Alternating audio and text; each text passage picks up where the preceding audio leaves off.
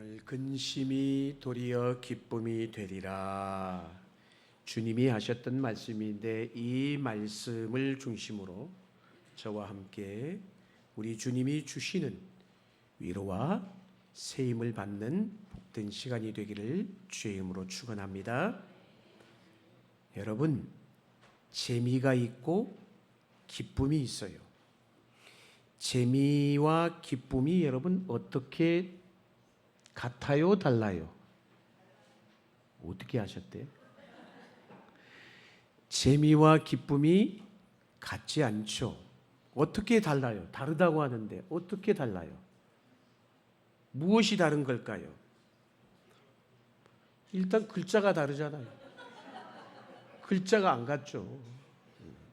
글자 자체가 이미 다릅니다, 여러분. 자, 재미, 기쁨, 영어로 해도 다르더라고요.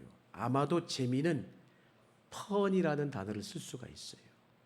그런가 하면 기쁨은 영어로 joy라는 단어를 번역해서 사용할 수가 있습니다, 여러분. 저는 그렇게 생각합니다. 재미란 바깥에서 오는 것이 재미이고 기쁨이란 우리 안에서 생기는 것이 기쁨이다. 이렇게 얘기할 수가 있어요, 여러분. 다시 말하자면 재미라는 건 그런 거죠. 우리 살아가는 삶의 환경 때문에 생기는 것이에요. 재미란 난 상황이 벌어지고 환경이 생기면 재미가 있잖아요. 그렇잖아요. 환경 때문에 생기는 것이에요. 그런데 기쁨은 전혀 반대예요. 그런 환경과는 관계없이 솟아나는 것입니다. 예를 들면 여러분들이 좋아하는 스포츠가 있어요, 없어요?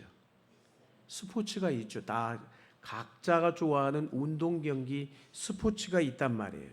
스포츠, 본인이 좋아하는 스포츠를 하면 재미있어요, 없어요? 재미있죠. 거꾸로 본인이 좋아하지 않는데 해보세요. 재미있겠어요? 재미 하나도 없어요, 여러분.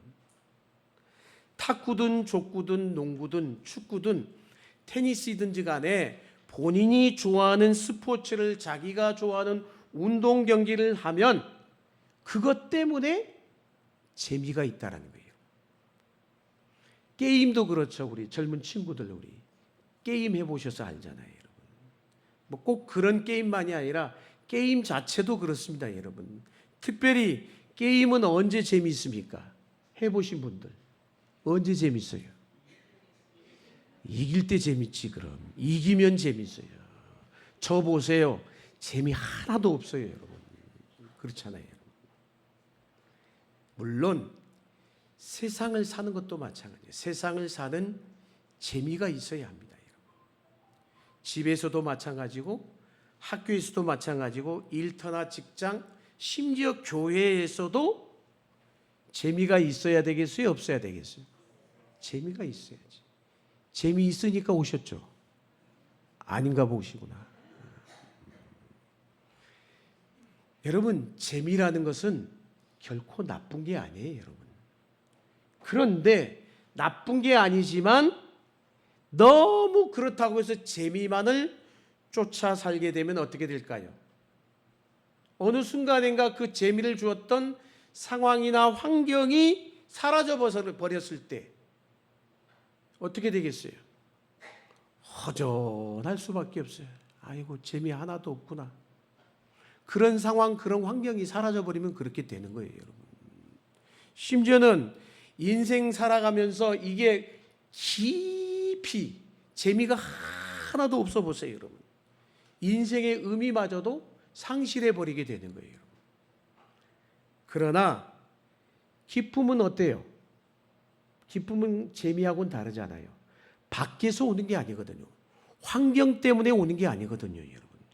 내 안에서 알 수 없는 샘솟듯이 솟아나는 것이기 때문에 환경과 상황을 초월하게 돼 있어요. 무엇이? 기쁨이 그렇다는 거예요, 기쁨이, 여러분. 사도행전 16장에 보면 바울과 실라가 전도 여행을 갔다가 거기서 점치는 귀신의 여종을 고쳐주었다가 결국은 어떻게 됐어요? 늘 고발당해가지고 맞아가지고 감옥에 갇혔어요, 여러분. 감옥에 갇혔을 때 물어봅니다. 그들 지금 상황은, 바울과 실라의 입장은 찬양할 상황이요 아니요? 빨리 말해봐요. 찬양할 상황이 아니죠. 상황이 아니잖아요. 전혀 찬양할 상황이 아니에요. 그럼에도 불구하고 어떻게 성경을 보니까 찬양했어요 안 했어요? 찬양했다라고 나와 있어요. 찬양했다라고. 뭘 얘기하는 걸까요? 그들이 알지 못하는, 남들이 알지 못하는 바울과 실라의 내면 안에서 솟아나는 샘솟는 무엇이 있기 때문에, 기쁨이 있었기 때문에. 생각해 보세요. 얼마나 억울해요. 솔직히 말해서 잘못한 것도 없는데 복음 전하다가 그것도 맞았어요. 얼마나 아프고 고통스럽겠습니까? 그런데 옥에 갇혀 있는데도 찬양했다라는 거예요. 뭐예요? 그들만이 알고 있는 무엇이 있기 때문에? 기쁨이 있기 때문인 것이에요. 그래서 우리가 잘 알고 있는 사도 바울이 감옥에 있을 때 빌립보 교회 성도들에게 보내진 편지가 있죠. 그게 뭐예요? 빌립보서의 말씀이에요. 그래서 빌립보서를 우리는 무슨 서신이라고 해요? 기쁨의 서신이라고 했죠. 거기서 이렇게 얘기하죠. 뭐라고 얘기합니까? 주 안에서 항상 기뻐하라. 내가 다시 말하노니 기뻐하라. 이렇게 말할 수 있었던 건 뭘까요? 우리가 알지 못하는, 바울만이 알고 있는, 주님과 바울만이 알고 있는 비밀한 기쁨의 내용이 있었기 때문인 것이요. 할렐루야. 어쩌면 바울의 마음 심중에는 찬송가 442장의 후렴의 가사처럼 주님 나와 동행을 하면서 나를 친구 삼으셨네. 우리 서로 받은 그 기쁨은 알 사람이 없도다. 우리 서로 받은 그 기쁨은 알 사람이 없도다. 알 사람이 없도다. 바울의 심중에는 그게 있었던 것 같아요. 그랬으니까 그랬죠, 여러분. 오늘 주님과 나만의 비밀스러운 기쁨을 체험한 사람은 그래서 어떤 상황, 어떤 환경 속에서도 불구하고 샘솟는 기쁨을 누리게 되는 줄로 믿습니다. 여러분에게 이런 비밀한 기쁨이 있기를 주의 이름으로 축복합니다. 사실 그런데 어때요? 실제로 우리 삶에는 기뻐할 일보다 걱정되는 일이 많아. 염려되는 일이 많아. 슬퍼할 일이 많아요, 여러분. 근심스러운 날들이 얼마나 많은지 몰라요. 그래서 우리 믿음의 그리스도인들이 가지는 오해 중에 하나가 있어요. 어떤 오해가 있느냐? 야, 예수 믿으면 예수님이 우리를 지켜주시니까 우리 가운데 나쁜 일은 다 지나가고 면하게 해주시고 좋은 일만 생길 거야 라고 생각하는 오해. 그래요, 안 그래요? 여러분들이 정말 좋은 일만 생겨요? 아니잖아요. 예수님이 그렇게 생각하는 사람은 부적이라고 생각하는 거예요. 예수님이 무슨 부적입니까? 아니면 급한 일이 있을 때마다 쓱쓱 문지르면 나타나서 문제를 해결해 주는 알라딘 램프 속에 나타난 거인 지니입니까? 안타깝게도 부적도 아니고 램프 속의 거인도 아닌 것이에요. 우리가 예수를 믿어도 슬픈 일이 있어요. 걱정되고 염려되고 근심되는 일이 왜 없겠습니까? 예수를 믿어도 문제는 그 일이 별로 줄어들지 않는다라는 것이에요. 별로 줄어들지 않아. 어쩌면 더 많은 사람도 있어요, 여러분. 그래서 생각하죠. 내가 예수를 잘못 믿었나? 후회할 수도 있어요, 여러분. 그러면서 당황스러워하죠. 당황스러워해요. 사랑하는 여러분, 예수 믿어도 접시가 깨지고요. 예수 믿어도 사고가 나고요. 예수 믿어도 아프고 병이 들어요, 여러분. 그쯤이면 어떤 분들은 그런 얘기를, 목사님, 내가 왜 그러면서 예수를 믿어야 됩니까? 또 이렇게 반문할 수 있겠죠. 예수를 믿어도 슬픈 일, 근심스러운 일, 걱정, 염려, 나쁜 일들이 똑같이 일어나는데 뭐 때문에 제가 예수 믿어야 됩니까? 라고 물어볼 수도 있어요. 단지 무슨 천국 가기 위한 보험입니까? 뭐 그렇게 항의하실 분도 계실 수도 있어요. 그럼에도 불구하고, 따라합시다. 그럼에도 불구하고 우리가 예수를 믿어야 될 이유가 있어요. 똑같은데요. 그럼에도 불구하고 예수를 믿어야 될 이유가 있는데, 예수 믿는 이유는 우리의 주어진 상황이나 환경을 바꾸기 위해서가 아니에요. 왜 우리가 예수를 믿어야 될까요? 말해보세요. 예수를 믿는 진짜 이유, 그 이유는 다른 게 아니야. 따라합시다. 나를 바꾸기 위해서입니다. 누구를 바꾸기 위해서라고요? 환경을 바꾸기 위한 게 아니에요. 상황을 바꾸기 위한 게 아니에요. 왜 우리가 예수를 믿느냐? 나를 바꾸기 위해서인 것이에요. 이거 잊으시면 안 돼요, 여러분. 그러므로 나를 바꾸면 어떻게 되겠어요? 그것이 하나님께 영광이 되고, 나를 바꾸면 결국 그것이 주님의 뜻을 이루어 드리는 것이에요. 상대방이 바뀐다고 여러분 그렇게 생각하시면 안 돼요. 내가 바뀌어야 되는 거예요. 내가. 예를 들어볼까요, 여러분? 예수님의 수제자 베드로 다 아시잖아요. 여러분. 베드로를 한번 생각해 보세요. 그가 부활하신 예수님을 만나기 이전에 베드로의 모습이 어떤 모습이었어요? 그는 대제사장의 여종 앞에서도 나는 예수의 도당이 아니야, 예수를 몰라, 예수를 부인했던 사람이에요. 그것도 3번이나. 어느 정도 부인했어요? 심지어는 침뱉고 저주까지 하면서 예수를 부인했던 사람이 베드로입니다. 아십니까? 사람들의 시선이 너무 무서워가지고 그렇게 부인한 거예요. 야, 어떻게 베드로가 그렇게 주님을 따라다녔는데 저럴 수 있을까? 아니에요. 베드로의 모습이 우리의 모습이에요. 나도 그럴 수 있어요. 우리도 그래요, 여러분. 그런데 여러분, 부활하신 예수님을 만나고 난 이후에 베드로가 어떤 사람이 되었어요?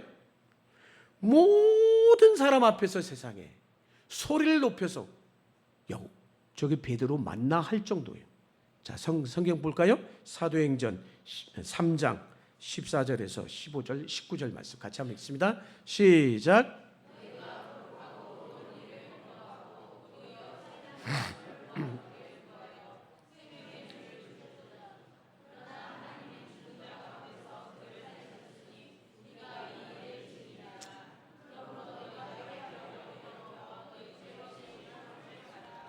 아멘. 너희가 생명의 주를 죽였도다. 그러나 하나님이 죽은 자 가운데서 그를 살리셨으니 우리가 이 일의 증인이라. 그러므로 너희가 회개하고 돌이켜 너희 죄 없이함을 받으라. 아니, 여종 앞에서 주님 모른다라고 3번 부인하고 침뱉고 저주까지 했던 베드로 어떻게 똑같아요? 사람이 어떻게 저렇게 달라졌어요? 베드로가 달라졌어요. 달라졌어요, 여러분. 바뀌었다는 거예요. 여러분. 심지어는 이렇게 하죠. 공회 앞에서 하나님 앞에 너희 말 듣는 것이 하나님 말씀을 듣는 것보다 옳은가 판단하라. 사람보다 하나님 앞에 순종하는 것이 마땅하도다. 부활하신 주님을 만나고 나서 베드로의 모습이 그렇게 바뀐 거예요. 어떻게 이렇게 당당해졌어요? 어떻게 이렇게 달라졌을까요? 베드로의 환경이 바뀌었기 때문일까요? 상황이 달라져서 그런 걸까요? 아니에요. 전에는 여러분, 베드로가 부활하신 주님을 만나기 전의 상황하고 만난 이후의 상황이 바뀐 거예요? 아니에요. 전에도 예수를 죽였지만은 지금도 예수님을 믿는 자들을, 예수장이들을 잡아 죽이는데 훨씬 더 험악했습니다, 여러분. 더 험악하고 더 위협적인 상황이 되었단 말이에요. 환경이 바뀐 게 아니에요. 상황이 달라진 게 아니에요. 뭐가 바뀐 걸까요? 사람이 바뀐 것이에요. 사람이 바뀐 거예요. 할렐루야. 베드로가 바뀐 것입니다, 여러분. 3번이나 주님을 모른다고 부인했던 자신을 찾아오셔서 주님이 물으시죠. 네가 나를 사랑하느냐? 3번 물으시고 내 양을 먹이라 부탁하셨던 그 주님을 만난 이후에 베드로가 완전히 새 사람이 된 것이에요. 그런즉 누구든지 그리스도 안에 있으면 새로운 피조물이라. 새로운 피조물이라. 새로운 피조물이라. 새 사람이 된 베드로는 이제는 새로운 시각으로 상황을 보고 사람을 보고 사건을 바라보게 된 것이에요. 사람이 바뀐 거예요, 사람이. 우리가 잘 아는 마태복음 11장 28절 29절에 우리가 잘 아는 말씀, 아주 좋아하는 성경 구절이죠. 한번 읽겠습니다. 시작.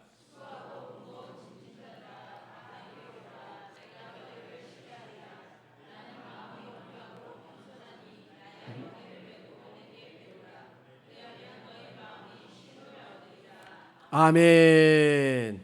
가만히 저 말씀을 좋아하는 성경 구절이잖아요. 뭐 아무 이상이 없는 것 같죠? 여러분 아무 이상한 느낌이 안 드세요? 자 보세요. 28절만 보면 수고하고 무거운 짐진 자들아 다 내게로 오라. 내가 너희를 쉬게 하리라. 그리고 나선 뭐라고 했어요? 나의 멍에를 메고 내게 배우라. 아니 쉬게 한다고 해놓고는 내 멍에를 메고 내게 배우라.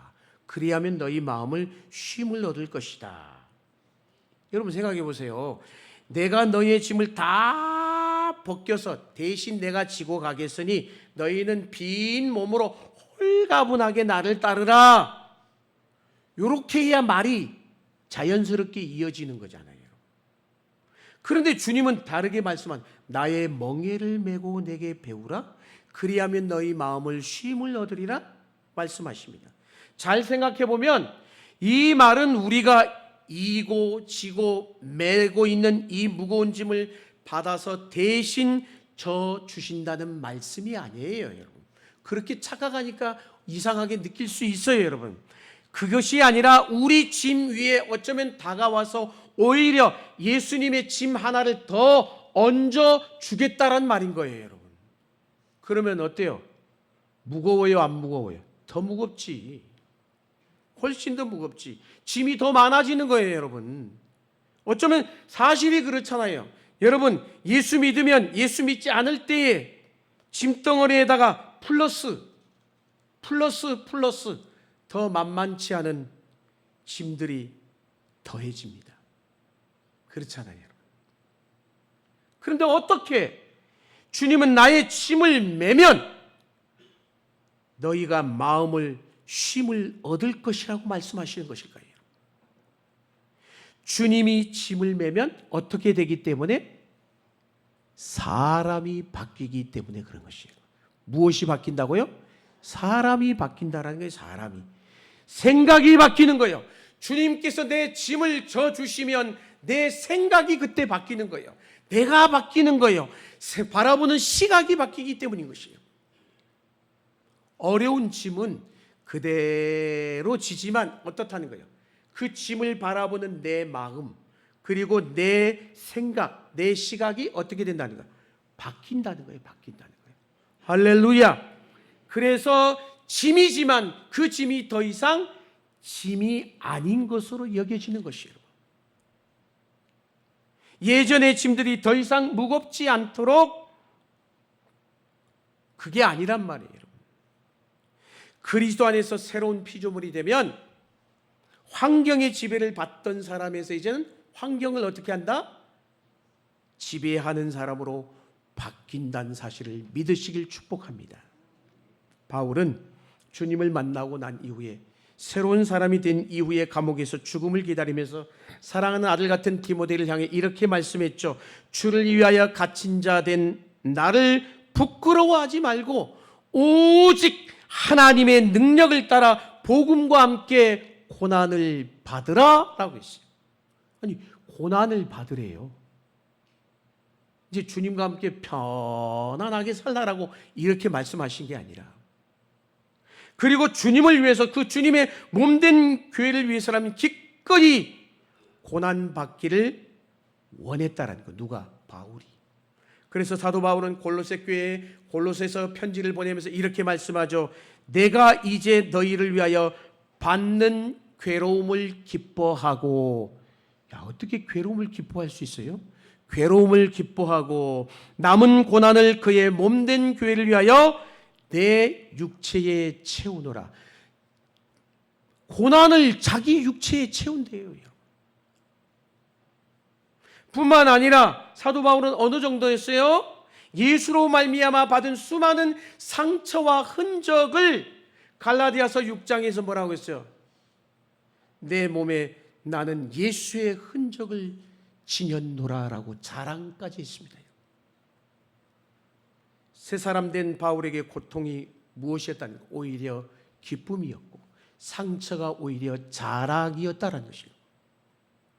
힘든 환경, 힘든 상황 속에서 믿음을 지키는 것이 더 없는 행복이었다라고 고백하고 있는 것입니다. 그래서 그는 실로 환경을 지배하는 예수의 사람이 된 것이에요. 할렐루야. 우리가 분명히 알아야 될 사실이 있습니다. 뭐냐? 주님은 우리의 근심, 걱정, 염려거리를 싹 없애주고 기쁜 일, 좋은 일만 생기게 해주신 분이 아니라는 사실인 것이에요. 오히려 나를 다듬고 다듬어서 변화시킴으로 걱정거리를 걱정할 필요가 없는 것으로 만들어 주시는 하나님이신 줄로 믿습니다. 전에는 근심거리였어요. 그렇지만 이제는 주 안에서 바라보니까 근심거리가 아니야. 더 이상 별것 아니구나. 그렇게 되는 거예요, 여러분. 더 나아가 근심이 변하여 기쁨이 되도록 만드신다는 것이에요. 오늘 보면 그래서 20절 마지막 후반부에 있는 것처럼 너희 근심이 도리어 기쁨이 되리라. 실감나게 하시는 것이죠.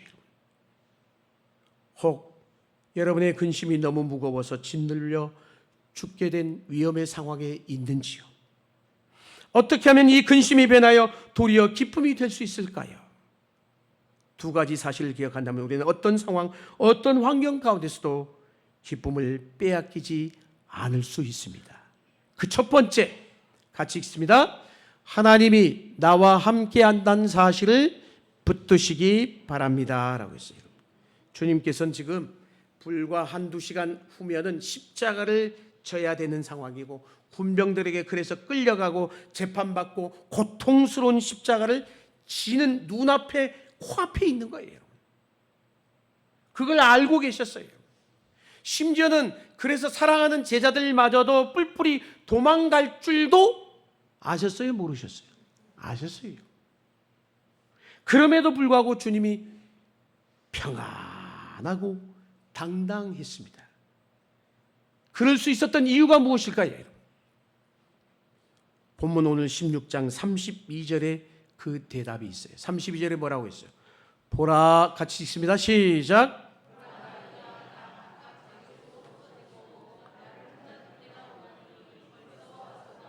아멘. 아멘. 아버지께서 함께 계심을 뭐 했기 때문에? 믿었기 때문에. 주님은 근심할 수밖에 없는 상황에도 불구하고 평안할 수가 있었던 것이에요. 할렐루야. 초조하고 비굴할 수 없는 그런 상황에서도 당당함을 잃지 않았던 것입니다. 여러분. 사랑하는 여러분, 여러분의 근심, 걱정, 염려 때문에 여러분의 몸과 마음이 무너질 때가 있으십니까?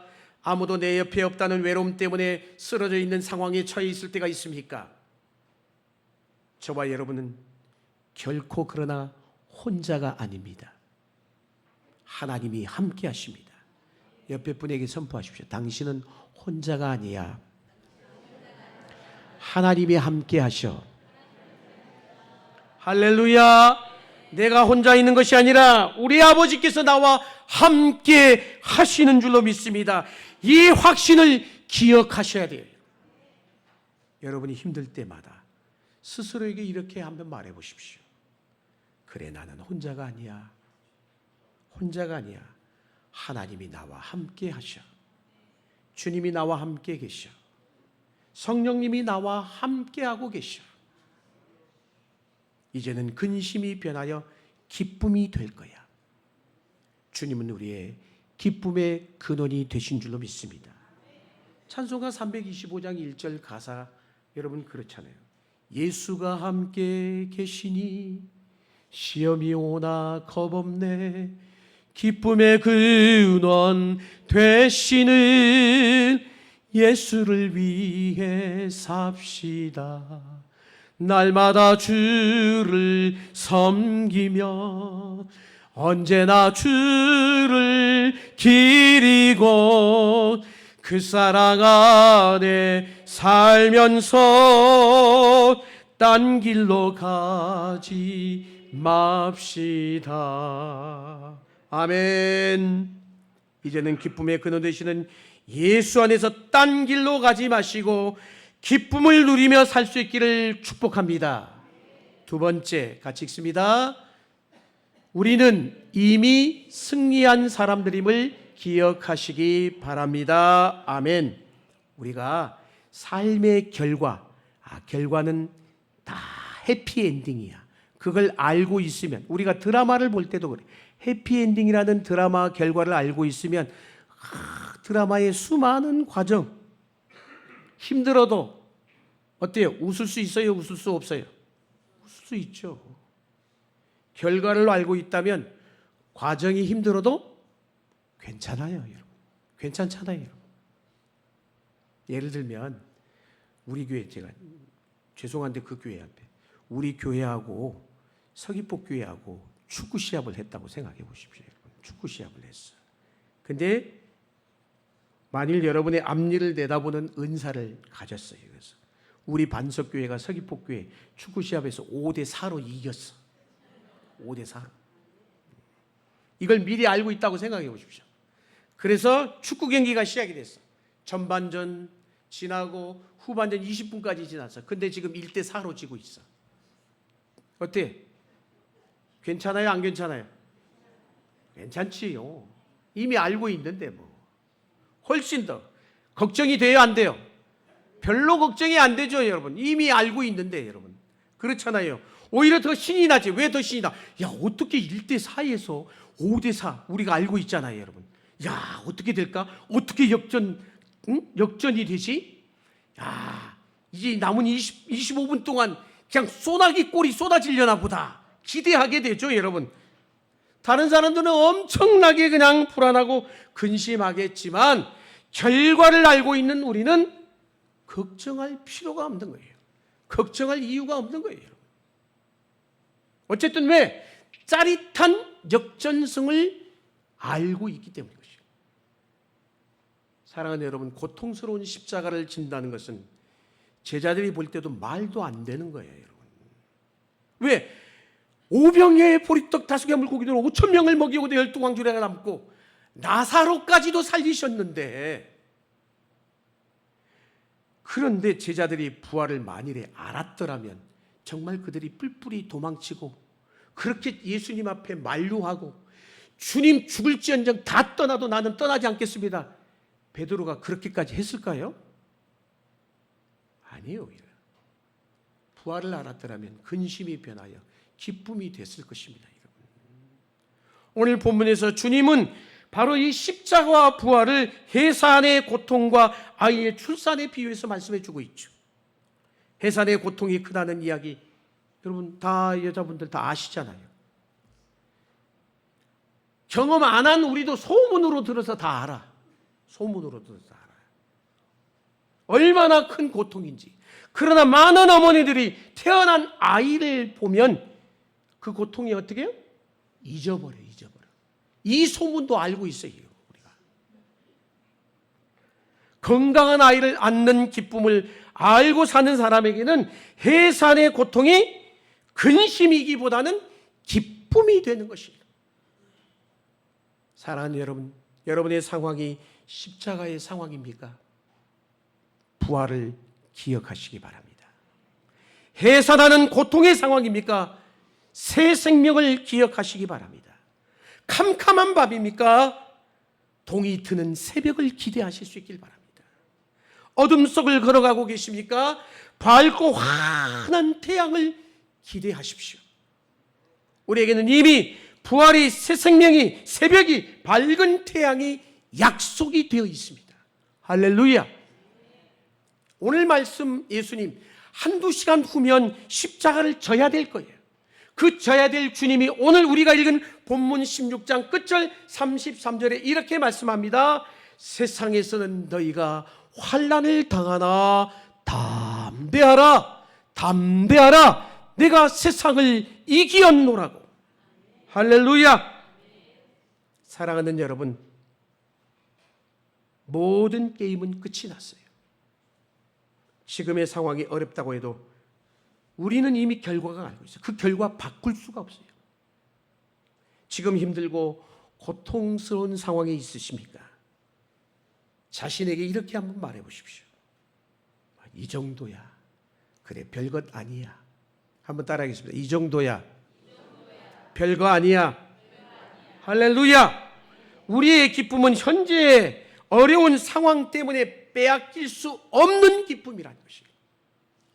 갈릴리 호수에 광풍이 불어가지고 배에 탔던 예수님의 제자들이 죽게 되자 예수님 앞에 부르짖죠. 살려달라고 부르짖었습니다.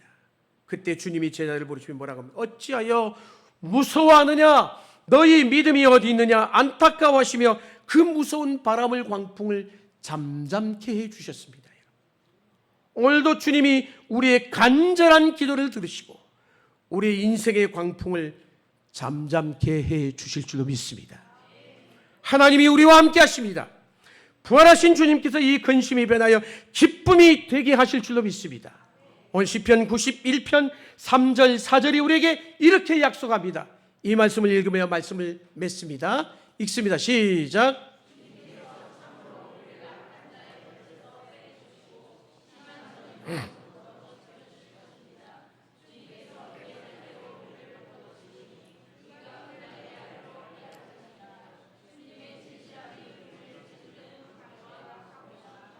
아멘. 할렐루야.